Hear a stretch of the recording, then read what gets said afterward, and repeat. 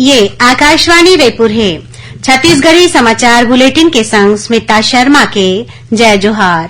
अब सुनो आज के प्रमुख समाचार। आरक्षण मामला में छत्तीसगढ़ उच्च न्यायालय डाले राज्यपाल सचिवालय ला देगे नोटिस ला चुनौती देवत सचिवालय हा कहे है कि राज्यपाल और राष्ट्रपति ला पक्षकार नहीं बनाए जा सके। कांकेर जिला में आज हुए एक ठन सड़क हादसा में 7 जन स्कूली लइका के मौत, एक जन दूसर लइका और ऑटो चालक हा गंभीर रूप ले घायल। और केंद्रीय पेट्रोलियम मंत्रालय डहाले छत्तीसगढ़ ला सार्वजनिक वितरण प्रणाली पीडीएस में फरवरी महीना भर 5148 किलोलीटर केरोसिन देगे है। आप समाचार विस्तार ले।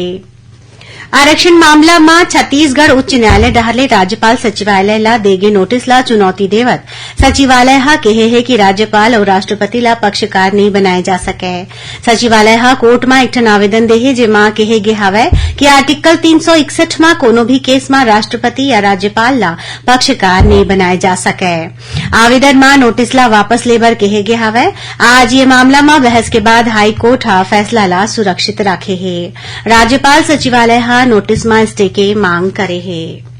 कांकेर जिला में आज हुए एक ठन सड़क हादसा में 7 जन स्कूली लइका मन के मौत हो गए। वहीं एक जन दूसर लइका और ऑटो चालक हा गंभीर रूप ले घायल हो गए हैं। मिले जानकारी के अनुसार जिला के जंजालीपारा के एक ठन प्राइवेट स्कूल के 8 जन लइका मन हा एक ठन ऑटो रिक्शा में बैठ के स्कूल ले घर लौटत रहीन। यही दौरान कोरर तीर चारा में रद्दा में ट्रक हा ऑटो ला जोरदार टक्कर मार दिस। ये हादसा में ऑटो में बैठे 5 जन लइका मन के मौकाच में मौत हो गए। वहीं 2 जन दूसर लइका मन के इलाज के दौरान मौत हो गई। हादसा में घायल एक जन लइका और ऑटो चालक ला कोरर के प्राथमिक स्वास्थ्य केंद्र ले जाएगी, जिहां ले ओमन ला कांकेर जिला अस्पताल भेजे गे हवय। मुख्यमंत्री भूपेश बघेल हा ये दुर्घटना बर गहरा दुख जतईन है।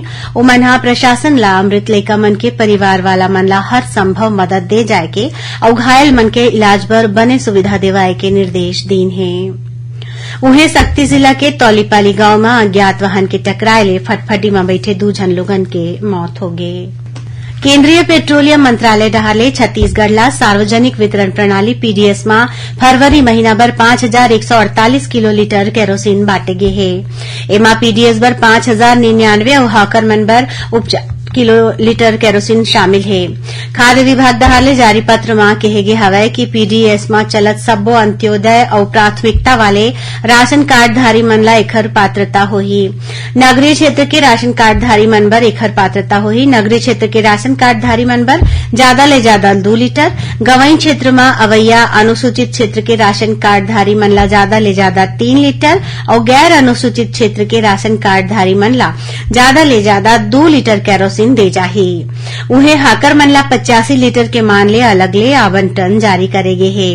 एमन ला निर्धारित उचित मूल्य के दुकान के आगू खड़े होकर राशन कार्डधारी मन ला केरोसिन बांटे बर कहे गे हावय। स्कूल शिक्षा मंत्री डॉक्टर प्रेमसाय सिंह टेकाम हा कहिन है कि प्रदेश के सब्बो शासकीय स्कूल के मरम्मत बर 1000 करोड़ रुपया दे जाही। संगे संग स्कूल मन के पोतई गोबर पेंट ले करे जाही। डॉक्टर टेकाम हा शिक्षा विभाग के समीक्षा करत ये सबो कामला अवैया शिक्षा सत्र ले पहली पूरा करे बर कहिन है। ओमन जिला शिक्षा अधिकारी मन ला मरम्मत करे के लायक सरकारी स्कूल मन के जानकारी 7 दिन के भीतर विभागीय पोर्टल में दर्ज करे बर कहिन है। डॉक्टर टेकाम हा कहिन कि जिला शिक्षा अधिकारी मन हा मन ला 100% उपस्थिति बर प्रेरित करें। मुख्यमंत्री भूपेश बघेल हा काली रायपुर में तिरोहित तितुर घाट पुस्तक के विमोचन करें। ये पुस्तक धमथा के तितुर घाट में 2 दर्जन ले ज्यादा सती स्तंभ के पुरातात्विक साक्ष्य और ओखर विशेषता ऊपर आधारित थे। एकर संपादन गोविंद पटेल हा करीन है और भूमिका पुरातत्वविद प्रभात सिंह हा लिखिन है। ये पुस्तक में शिवनाथ नदी के तीर के 500 बछर जुन्ना चतुर्भुजी तितुर घाट गांव के ऐतिहासिक तथ्य ला शामिल करेगे है। छत्तीसगढ़ी समाचार बुलेटिन आप मन आकाशवाणी रायपुर ले सुनत हव। छत्तीसगढ़ के खबर ले है आपके वास्ता और खबर के विश्वसनीयता ले है हमार वास्ता। आकाशवाणी समाचार रायपुर के प्रादेशिक समाचार बुलेटिन के संगे संग हमार समसामयिक कार्यक्रम आप रेडियो के संग अपन मोबाइल में घलो सुन सकत हव। आकाशवाणी समाचार फेसबुक, ट्विटर और यूट्यूब में घलो हावय। हमार फेसबुक पेज हरे Chhattisgarh news on AIR, Twitter handle CGAIR news और हमार यूट्यूब चैनल हरे छत्तीसगढ़ AIR न्यूज। तो अब रेडियो के संगे संग आपके मोबाइल के माध्यम ले हम आप तक पहुंचत हैं। छत्तीसगढ़ की हर खबर पर सुनत रहो आकाशवाणी समाचार। अब आगू बाढ़बो बाचे समाचार कोती। राज्यपाल सह कुलाधिपति अनुसुईया उइके छत्तीसगढ़ स्वामी विवेकानंद तकनीकी विश्वविद्यालय अधिनियम 2004 में पीएचडी ले जुड़े धारा 39 में संशोधन प्रस्ताव के अनुमोदन कर दीन है। अब विद्यार्थी मन पीएचडी करे बर बीई बीटेक या एमई एमटेक डिग्री ले जुड़े कोनो भी स्ट्रीम ला चुन सकत हैं। ऐसने धारा 8.7 में घलो संशोधन करे गे हवय। एकर अनुसार यदि पीएचडी के अभ्यर्थी के चयन आरडीसी में नहीं हो पाए है या आरडीसी में उपस्थित नहीं हो पाए है तो ऐसन विशेष मामला में अभ्यर्थी निर्धारित शुल्क के संग आरडीसी बर फिर आवेदन कर सकत है। उहे राज्यपाल ordinance for B 4 year degree course के कंडिका नंबर 4.2 के संशोधन प्रस्ताव के अनुमोदन घलो करीन है। संशोधन के बाद अब मैसिव ऑनलाइन ओपन कोर्स के माध्यम ले उम्मीदवार मन डहार ले पाए गए नंबर विश्वविद्यालय के इलेक्टिव विषय के विरुद्ध घलो चुने जा सकही। विश्वविद्यालय के कुलपति ऐसन आवेदन ऊपर विचार करके फैसला लिही। राज्यपाल के अनुमोदन के बाद ये संशोधन प्रभावी हो गया हवय। भारतीय जनता पार्टी के प्रदेश अध्यक्ष अरुण साव छत्तीसगढ़ के कांग्रेस सरकार ऊपर किसान मन ले छल करे के आरोप लगाइन है। ओमन कहिन कि यूपीए शासन में बछर 2009 ले 2014 तक समर्थन मूल्य में कुल 4.5 लाख करोड़ रुपया के भुगतान होइस। फिर एनडीए सरकार में बछर 2014 ले 2022 तक 14 करोड़ 25 लाख रुपया के भुगतान करे गे है। उन्हें धान खरीदी में यूपीए शासन में ए दौरान करीबन 3 लाख करोड़ के भुगतान होइस। फिर मोदी सरकार के कार्यकाल में करीबन 9 लाख करोड़ रुपया के भुगतान होए है। श्री साव बताइन कि समर्थन मूल्य में खरीदी के लाभ लेवैया किसान मन के संख्या लगातार बढ़त है। ओमन कहिन कि राज्य की कांग्रेस सरकार डर गे हवय और सच ला छुपाए के प्रयास करत है। तेखरे सेती सही आंकड़ा ला जारी नहीं करत है। भारतीय जनता पार्टी के प्रदेश सह प्रभारी नितिन नवीन रायपुर के प्रदेश भाजपा कार्यालय कुशाभाऊ ठाकरे परिसर में सहकारिता प्रकोष्ठ, पंचायत, नगरीय निकाय और विधि प्रकोष्ठ संग्रह मोर आवास मोर अधिकार अभियान के जिला संयोजक मन के बैठका लीन। सहकारिता प्रकोष्ठ के काम के समीक्षा करत ओमन सहकारिता ले जुड़े खेती किसानी के क्षेत्र में राज्य सरकार डहार ले करे जावत अनियमितता ला जनता के बीच उजागर करे के बात कहिन।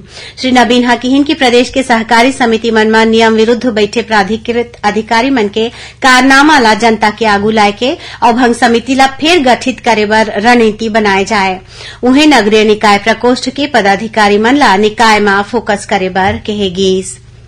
तुरुक जिला में यातायात विभाग में पदस्थ टीआई संग्राम सिंह थाईलैंड में हुए इंटरनेशनल मास्टर ओपन गेम्स में 2 स्वर्ण और 1 कांस्य पदक जीतिन। संग्राम सिंह 200 मीटर रिले रेस में गोल्ड मेडल और 400 मीटर दौड़ में कांस्य पदक हासिल करीन है। ओमन एकर पहले नासिक में हुए नेशनल गेम्स में घलो स्वर्ण पदक जीते हवय।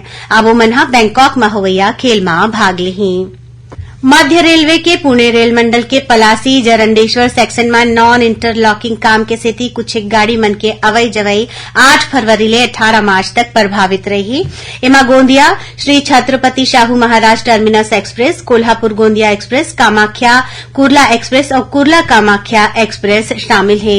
उन्हें रायपुर रेल मंडल के रायपुर उरकुरा डबल लाइन विद्युतीकरण खंड के बीच रोड अंडरब्रिज बनाए के सेती आज रतिहा 9 बजे ले काली बिहनिया 4:50 तक ये रद्दा मां गाड़ी मन के अवई जवई प्रभावित रही। आखिर में प्रमुख समाचार एक बार फिर। आरक्षण मामला में छत्तीसगढ़ उच्च न्यायालय डहारले राज्यपाल सचिवालय ला देगे नोटिस ला चुनौती देवत सचिवालय कहे है कि राज्यपाल और राष्ट्रपति ला पक्षकार नहीं बनाए जा सके। कांकेर जिला में आज हुए एक ठन सड़क हादसा में 7 जन स्कूली लड़का के मौत, एक जन दूसर लड़का और ऑटो चालक गंभीर रूप ले घायल।